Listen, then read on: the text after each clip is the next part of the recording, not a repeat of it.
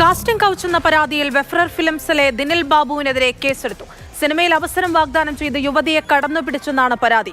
Ernakulam town south പോലീസാണ് കേസെടുത്തത്. ദിനിലിനെതിരെ പോലീസിലും ഫെഫ്കയിലും പരാതി നൽകിയെന്ന് വെഫ്രർ ഫിലിംസും അറിയിച്ചു. പ്രദീപ് ജോസഫാണ് വിശദാംശങ്ങളുമായി ചേർന്നത്. പ്രദീപ്, വിവരങ്ങൾ. ശനിയാഴ്ച വൈകിട്ടാണ് കേസിന് ആശ്രിതമായ സംഭവം നടന്നതെന്ന് യുവതി എറണാകുളം സൗത്ത് പോലീസ് സ്റ്റേഷൻ നൽകിയ പരാതിയിൽ പറയുന്നു. ദുൽഖർ സൽമാന്റെ സിനിമയിൽ അവസരം വാഗ്ദാനം ചെയ്ത് അല്ലെങ്കിൽ ആ സിനിമയുടെ കഥ പറയാൻ എന്നുള്ള ധാരണയിലാണ് വെഫ്രർ ഫിലിംസിന്റെ ചീഫ് അസോസിയേറ്റ് ഡയറക്ടർ എന്ന് പറയുന്ന ദിനിൽ ബാബു യുവതിയെ ഫിലിം കമ്പനിയുടെ ഓഫീസിലേക്ക് വിളിച്ചു വരുത്തിയതെന്നാണ് എഫ്ഐആറിൽ പറയുന്നത്. യുവതി എത്തിയ ഉടൻ തന്നെ മറ്റുള്ള ആളുകൾ എവിടെ എന്ന് ചോദിച്ചു. അവരെല്ലാം പിന്നാലെ വരുമെന്ന് ഈ ചീഫ് അസോസിയേറ്റ് ഡയറക്ടർ എന്ന് പറയുന്ന ദിനിൽ ബാബു യുവതിയോട് പറഞ്ഞു.